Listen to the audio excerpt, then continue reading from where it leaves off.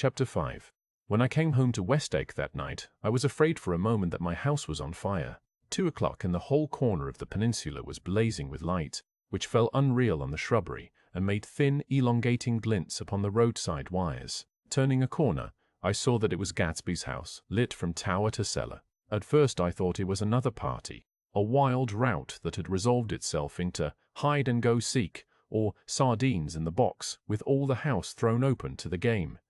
But there wasn't a sound, only wind in the trees, which blew the wires and made the lights go off and on again, as if the house had winked into the darkness. As my taxi groaned away, I saw Gatsby walking toward me across his lawn. "Your place looks like the World's Fair," I said. "Does it?" He turned his eyes toward it absently. "I've been glancing into some of the rooms. Let's go to Coney Island, old sport. In my car." "It's too late." "Well, suppose we take a plunge in the swimming pool. I haven't made use of it all summer. I've got to go to bed." "All right." He waited, looking at me with suppressed eagerness. "I talked with Miss Baker," I said after a moment. "I'm going to call up Daisy tomorrow and invite her over here to tea." "Oh, that's all right," he said carelessly. "I don't want to put you to any trouble. What day would suit you?" "What day would suit you?" He corrected me quickly. "I don't want to put you to any trouble, you see. How about the day after tomorrow?" He considered for a moment. Then, with reluctance, "I want to get the grass cut," he said. We both looked down at the grass. There was a sharp line where my ragged lawn ended, and the darker, well-kept expanse of his began. I suspected that he meant my grass. "There's another little thing," he said uncertainly, and hesitated. "Would you rather put it off for a few days?" I asked. "Oh, it isn't about that. At least," fumbled with a series of beginnings. "Why, I thought far. Why, look here, old sport. You don't make much money, do you?" "Not very much." This seemed to reassure him, and he continued more confidently. "I thought you didn't, if you'll pardon my. You see, I carry on a little business on the side. A sort of sideline, you understand. And I thought that if you don't make very much. For you're selling bonds, aren't you, old sport?" "Trying to." "Well, this would interest you. It wouldn't take up much of your time, and you might pick up a nice bit of money. It happens to be a rather confidential sort of thing." I realize now that under different circumstances that conversation might have been one of the crises of my life. But because the offer was obviously and tactlessly for a service to be rendered, I had no choice except to cut him off there. "I've got my hands full," I said. "I'm much obliged, but I couldn't take on any more work. You wouldn't have to do any business with Walsham." Evidently he thought that I was shying away from the Gonagen mentioned at lunch, but I assured him he was wrong. He waited a moment longer, hoping I'd begin a conversation, but I was too absorbed to be responsive, so he went unwillingly home. The evening had made me light-headed and happy. I think I walked into a deep sleep as I entered my front door, so I don't know whether or not Gatsby went to Coney Island, or for how many hours he glanced into rooms while his house blazed gaudily on. I called up Daisy from the office next morning and invited her to come to tea. "Don't bring Tom," I warned her. "What? Don't bring Tom? Who is Tom?" she asked innocently. The day agreed upon was pouring rain. At 11 o'clock, a man in a raincoat, dragging a lawnmower, tapped at my front door and said that Mr. Gatsby had sent him over to cut my grass. This reminded me that I had forgotten to tell my Finn to come back. So I drove into Westegg village to search for her among soggy whitewashed alleys and to buy some cups and lemons and flowers. The flowers were unnecessary, for at 2 o'clock a greenhouse arrived from Gatsby's with innumerable receptacles to contain it. An hour later the front door opened nervously, and Gatsby in a white flannel suit, silver shirt, and gold-colored tie hurried in. He was pale, and there were dark signs of sleeplessness beneath his eyes. "Is everything all right?" he asked immediately. "The grass looks fine, if that's what you mean." "What grass?" he inquired blankly. "Oh, the grass in the yard." He looked out the window at it, but, judging from his expression, I don't believe he saw a thing. "Looks very good," he remarked vaguely. "One of the papers said they thought the rain would stop about 4. I think it was the Journal. Have you got everything you need in the shape of and salve of tea?" I took him into the pantry, where he looked a little reproachfully at the Finn. Together we scrutinized the 12 lemon cakes from the delicatessen shop. "Will they do?" I asked. Of course, they're fine." And he added hollowly, "Old sport." The rain cooled about 3:30 to a damp mist. through which occasional thin drops swam like dew. Gatsby looked with vacant eyes through a copy of Clay's Economics, starting at the finished tread that shook the kitchen floor, and peering towards the bleed windows from time to time as if a series of invisible but alarming happenings were taking place outside. Finally, he got up and informed me, in an uncertain voice, that he was going home. "Why's that?" "Nobody's coming to tea. It's too late." He looked at his watch as if there was some pressing demand on his time elsewhere. "I can't wait all day." "Don't be silly. It's just 2 minutes to 4. He sat down miserably, as if I had pushed him, and simultaneously there was the sound of a motor turning into my lane. We both jumped up, and, a little harrowed myself, I went out into the yard. Under the dripping bare lilac trees, a large open car was coming up the drive. It stopped. Daisy's face, tipped sideways beneath a 3-cornered lavender hat, looked out at me with a bright, ecstatic smile. "Is this absolutely where you live, my dearest one?" The exhilarating ripple of her voice was a wild tonic in the rain. I had to follow the sound of it for a moment, up and down, with my ear alone, before any words came through. A damp streak of hair lay like a dash of blue paint across her cheek, and her hand was wet with glistening drops as I took it to help her from the car. "Are you in love with me?" she said low in my ear. "Or why did I have to come alone?" "That's the secret of Castle Rackrent. Tell your chauffeur to go far away and spend an hour. Come back in an hour, Ferdy." Then, in a grave murmur, "His name is Ferdy. Does the gasoline affect his nose?" "I don't think so," she said innocently. "Why?" We went in. To my overwhelming surprise, the living room was deserted. "Well, that's funny," I exclaimed. "What's funny?" She turned her head as there was a light, dignified knocking at the front door. I went out and opened it. Gatsby, pale as death, with his hands plunged like weights in his coat pockets, was standing in a puddle of water, glaring tragically into my eyes. With his hands still in his coat pockets, he stalked by me into the hall, turned sharply as if he were on a wire, and disappeared into the living room. It wasn't a bit funny. Aware of the loud beating of my own heart, I pulled the door to against the increasing rain. For half a minute there wasn't a sound. Then from the living room I heard a sort of choking murmur and part of a laugh, followed by Daisy's voice on a clear artificial note. "I certainly am awfully glad to see you again." A pause. It endured horribly. I had nothing to do in the hall, so I went into the room.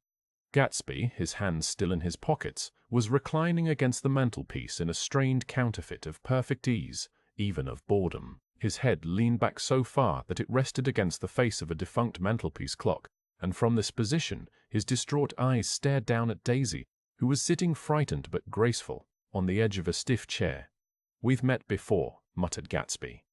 His eyes glanced momentarily at me, and his lips parted with an abortive attempt at a laugh. Luckily, the clock took this moment to tilt dangerously at the pressure of his head, whereupon he turned and caught it with trembling fingers and set it back in place. Then he sat down rigidly, his elbow on the arm of the sofa and his chin in his hand. "I'm sorry about the clock," he said. My own face had now assumed a deep tropical burn. I couldn't muster up a single commonplace out of the 1,000 in my head. "It's an old clock," I told them idiotically. "I think we all believed for a moment that it had smashed in pieces on the floor." "We haven't met for many years," said Daisy, her voice as matter-of-fact as it could ever be. 5 years next November." The automatic quality of Gatsby's answer set us all back at least another minute. I had them both on their feet with a desperate suggestion that they help me make tea in the kitchen when the demoniac Finn brought it in on a tray. Amid the welcome confusion of cups and cakes, a certain physical decency established itself. Gatsby got himself into a shadow and, while Daisy and I talked, looked conscientiously from one to the other of us with tense, unhappy eyes. However, as calmness wasn't an end in itself, I made an excuse at the first possible moment and got to my feet. "Where are you going?" demanded Gatsby in immediate alarm. "I'll be back. I've got to speak to you about something before you go." He followed me wildly into the kitchen, closed the door, and whispered, "Oh God," in a miserable way. "What's the matter?" "This is a terrible mistake," he said, shaking his head from side to side. "A terrible, terrible mistake. You're just embarrassed, that's all." And luckily I added, "Daisy's embarrassed too." "She's embarrassed," he repeated incredulously, "just as much as you are." "Don't talk so loud.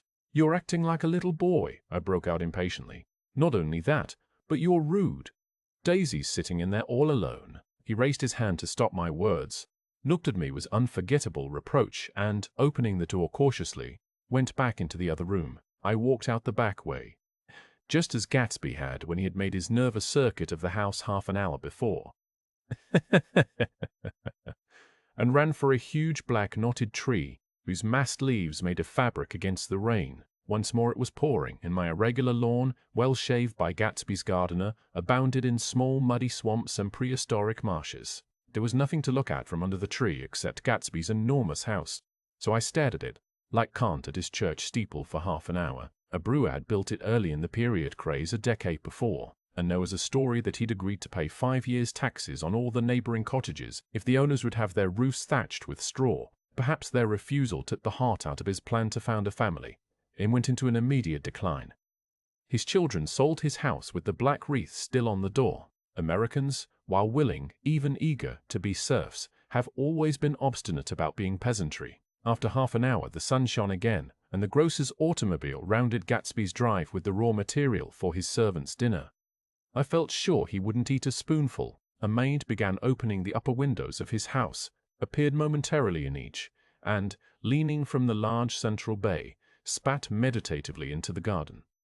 It was time I went back. While the rain continued, it had seemed like the murmur of their voices, rising and swelling a little now and then with gusts of emotion.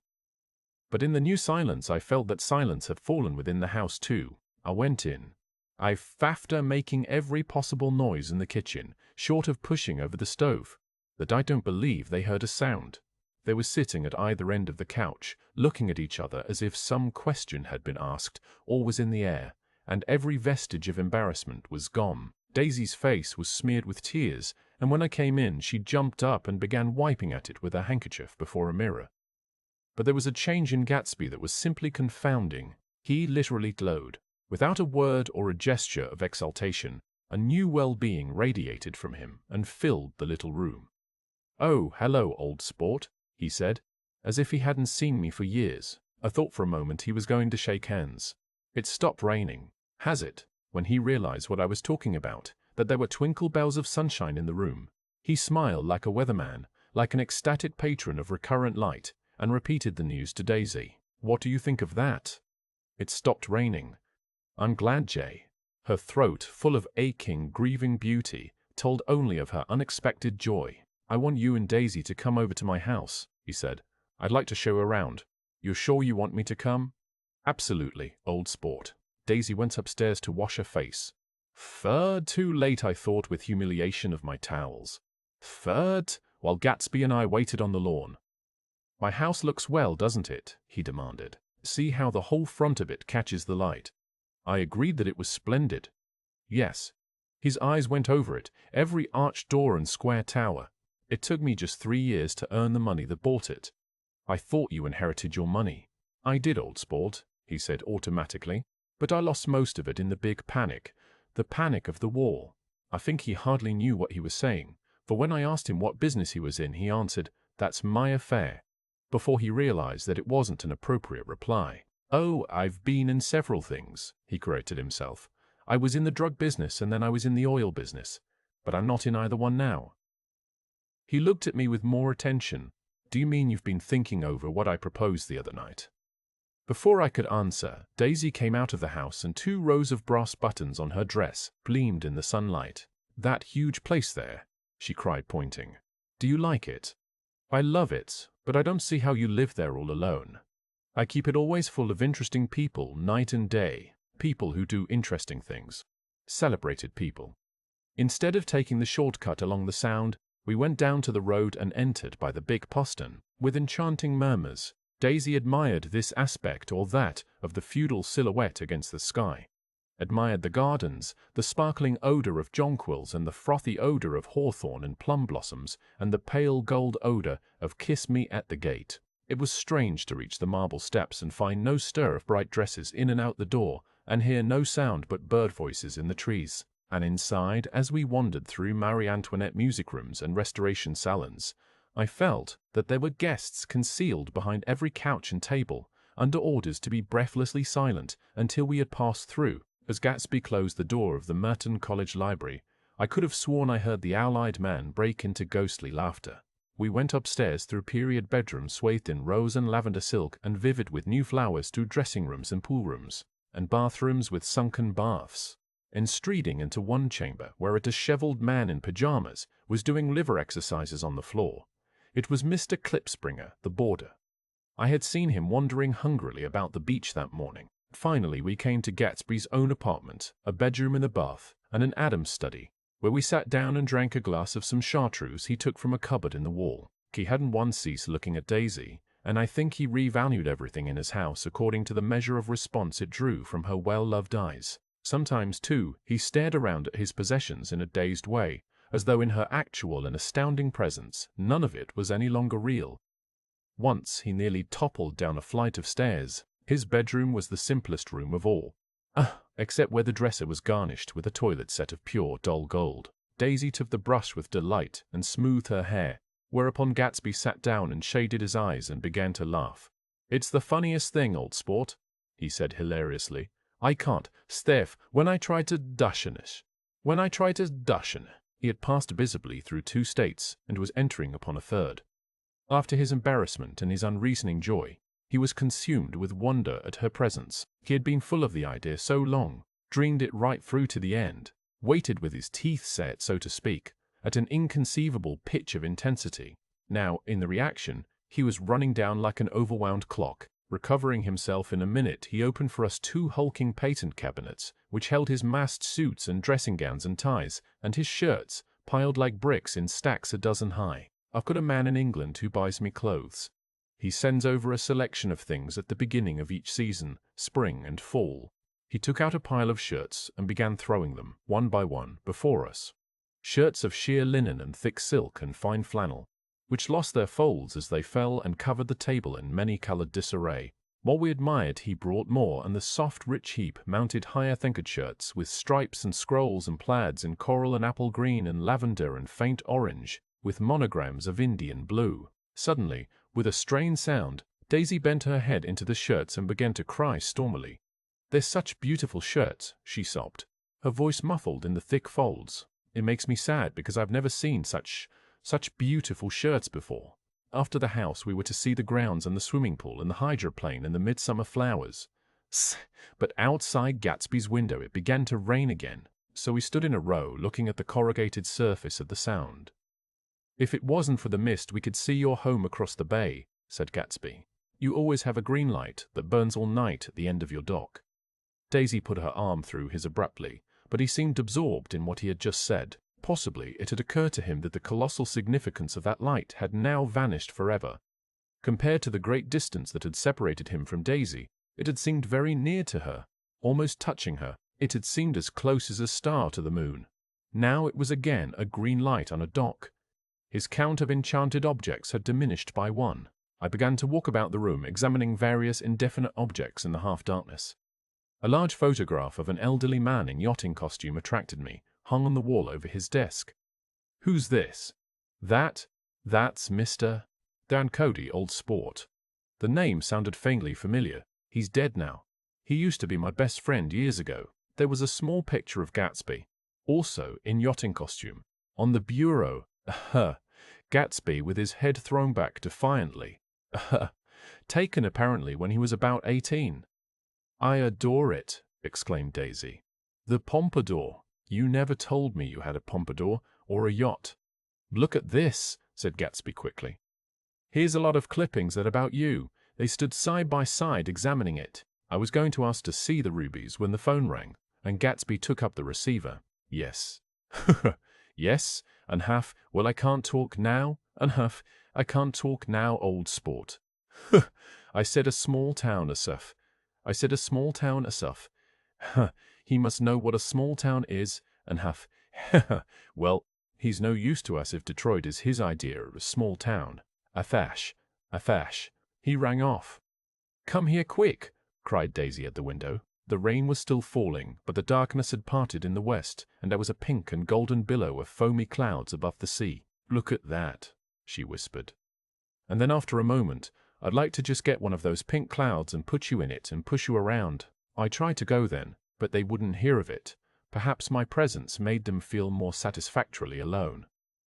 "I know what we'll do," said Gatsby.